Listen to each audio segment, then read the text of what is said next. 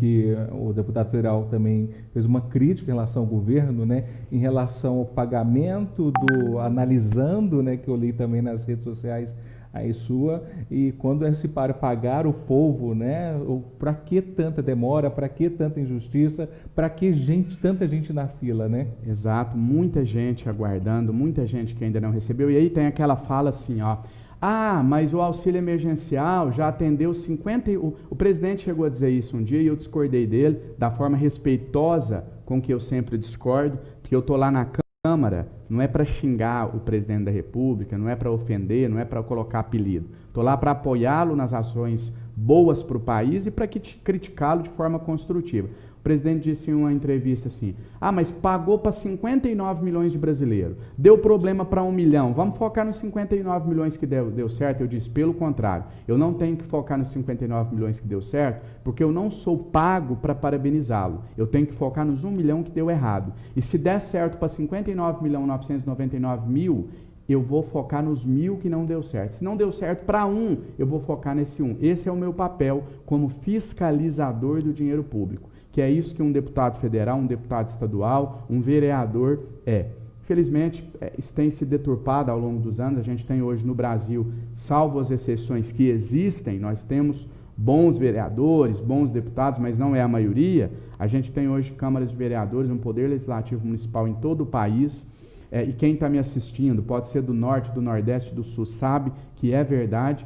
Câmara de Vereadores para o toma lá da cá, né, para negociar cargo, para negociar, me dá isso que eu voto, se não me der eu não voto.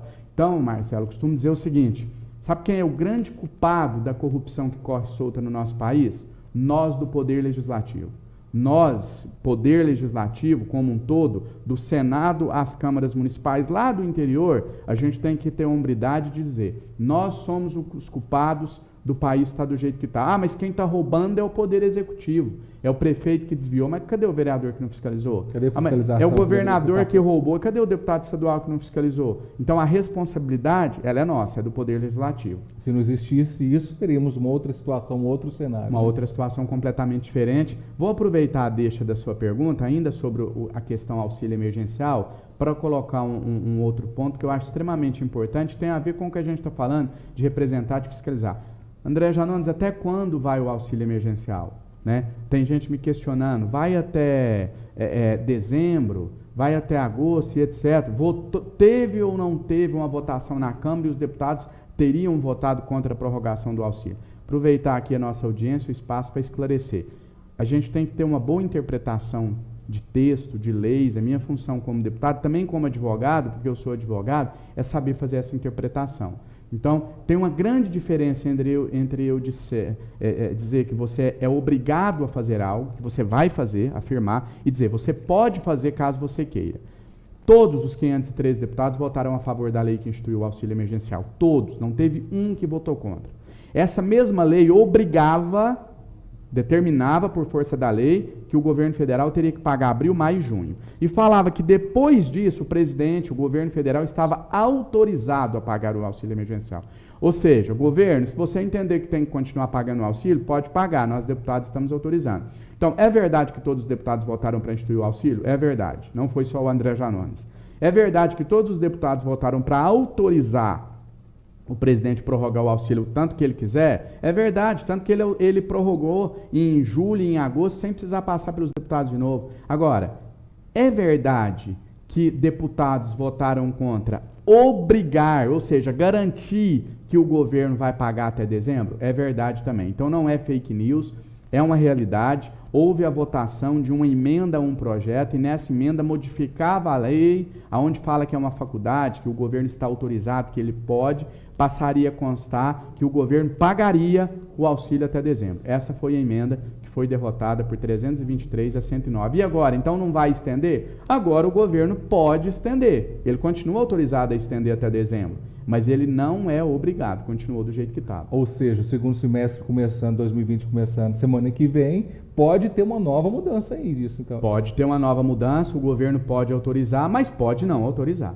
E a gente está fazendo algumas articulações no Congresso, vou te dizer aqui também em primeira mão, já contactei alguns líderes partidários e a gente está tentando mobilizar, sensibilizar, acho que é a melhor palavra, para apresentar uma outra emenda em outro projeto, ou tentar, eu tenho um projeto de lei meu, de minha autoria, que já está na Câmara dos Deputados, tratando sobre essa questão da prorrogação. A gente está fazendo uma articulação para tentar fazer com que esses projetos cheguem até o plenário, e aí a gente possa não mais apenas dar o direito do presidente do governo federal de prorrogar o auxílio, mas garantir que isso aconteça, obrigá-lo a prorrogar o auxílio até dezembro. Essa palavra é meio pesada, obrigado, mas é a palavra que expressa o que eu estou querendo dizer, né? Colocar uma garantia lá na lei de que vai ser pago até dezembro e não mais só um direito. Ah, André, mas a pandemia está passando. Primeiro que a pandemia não está passando, a gente não sabe quando vai chegar uma vacina e etc. Segundo, que os indicadores econômicos indicam que o nosso país deve entrar numa profunda recessão. Ainda tem o primeiro semestre de 2021 ainda, né? Até dezembro eu não tenho dúvida que a situação ainda vai estar difícil. Com pandemia, sem pandemia, a situação financeira e econômica, principalmente das famílias mais pobres, vai estar muito difícil. E só emendar aqui, estou alongando demais na minha resposta. Pode continuar, que o auxílio emergencial ainda vai render muita coisa ainda. Eu quero só aproveitar, acredito eu que a gente deva estar com uma audiência muito boa, eu quero só aproveitar para dizer o seguinte: a gente está vivendo um momento no nosso país, e como eu quero estar errado nessa previsão que eu vou fazer aqui agora, eu quero muito estar errado, não quero acertar, mas tudo indica que a fome vai voltar a assolar o nosso país. Na verdade, a fome nunca foi erradicada, né? Ela deixou de ser talvez o maior dos problemas, mas continuou sendo um grave problema. Várias regiões do Brasil, Alagoas, né, nós temos problemas, no próprio norte de Minas nós temos problemas. Quando eu digo vai voltar com a força que a gente viu, por exemplo, no início dos anos 90. Isso nos assusta, né? E eu acho que nos próximos anos, ultimamente, utilizou-se muito o discurso de que números, capacidade administrativa, estou falando isso porque esse ano tem eleições e eu sei que a gente tem gente nos assistindo no país inteiro. Então eu quero dar uma dica, sem pedir voto, sem falar de partido, quero dar só uma dica para quem está nos assistindo. Voltem a atenção de vocês para candidatos que apresentem um olhar mais humanista. Nós vamos iniciar um período do nosso país que não dá para tratar a coisa pública mais como empresa, aquela coisa fria, olhando só planilhas e números. É preciso ter um olhar mais humano para entender a necessidade de cada um, para entender a dificuldade, para entender, por exemplo, que um auxílio até dezembro, um auxílio emergencial até dezembro, vai criar um déficit aqui, vai aumentar. O momento é de salvar vidas, né? A gente, como eu disse, vou repetir, creio e repetindo pela milésima vez, espero estar errado, mas creio que vai voltar um período aí muito difícil para a população mais carente do nosso país, e a gente precisa ter nas prefeituras municipais, nas câmaras de vereadores, nos governos do estado, em todas as esferas do poder público, pessoas com esse olhar mais humano, com esse olhar mais sensível para a população. Bom lembrar também que próprios economistas, né, você deve estar se referindo a isso, que aponta que o início de 2021 terá a projeção de grande número de desemprego, né? Essa questão também social da fome e também essa questão da geração de renda. Mas como gerar renda se não tem emprego?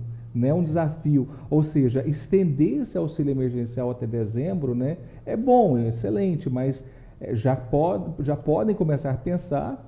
Isso é só o primeiro passo. É só o primeiro passo. Isso não vai resolver o problema do país. É necessário, mas não vai resolver de uma vez por todas.